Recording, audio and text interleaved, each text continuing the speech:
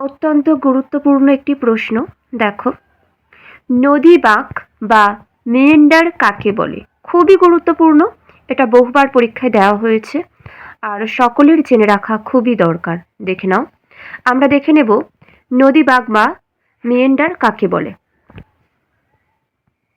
তোমরা দেখো, সমভূমিতে ভূমির ঢাল খুব কম বলে নদীর গতিবেগ কমে যায়।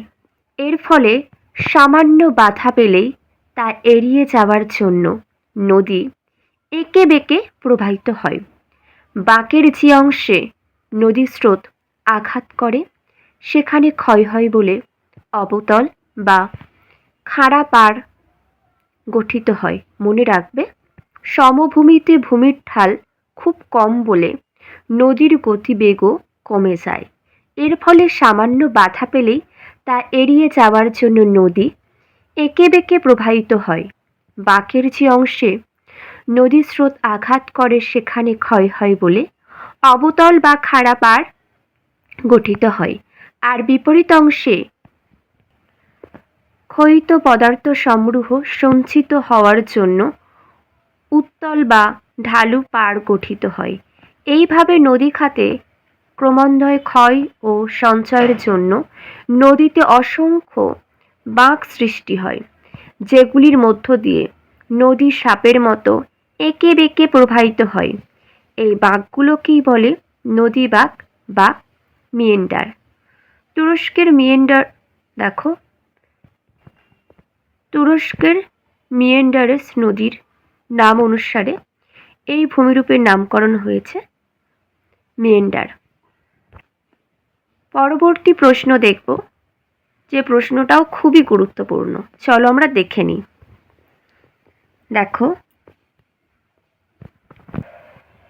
ক্যানিয়ন কাকে বলে? এটা খুব গুরুত্বপূর্ণ প্রশ্ন একটি। কোনো নদী যদি তার গতিপথে বৃষ্টিহীন শুষ্ক অঞ্চলের নরম শিলাস্তলের উপর দিয়ে প্রবাহিত হয়, তাহলে সেখানে বৃষ্টিপাতের অভাবে উপত্যকার দুপাশে ভূমিক্ষয় হয় কম। কারণ দুপাশ থেকে উপনদী এসে মেশে না এবং দুই পাড়ের ক্ষয়ও হয় কম। কিন্তু নরম শিলাস্তরের জন্য নদী তখন বেশি পরিমাণে নিম্নক্ষয় করে।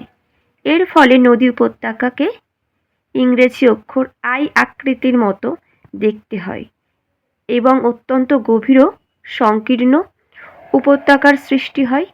তাই ওই অত্যন্ত গভীর ও সংকীর্ণ উপত্যকাকে ক্যানিয়ন বলে।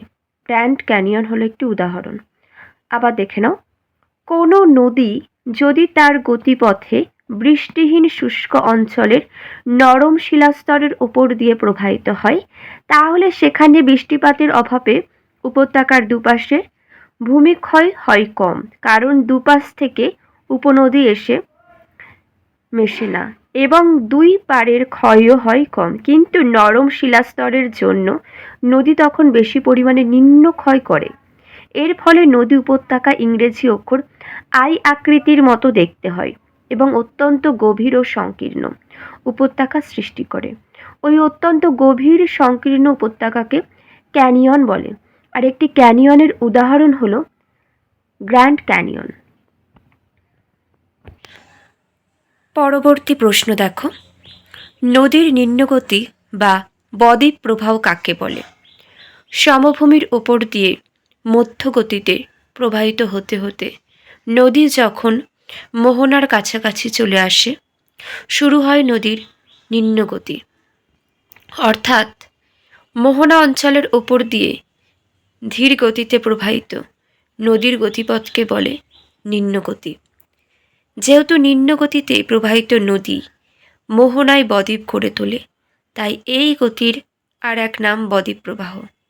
উদাহরণ, ঝাড়খণ্ডের রাজমহলের পর থেকে বঙ্গোপসাগরের মোহনা পর্যন্ত অংশ গঙ্গা নদীর নিম্নগতি বা বদ্বীপ প্রবাহ।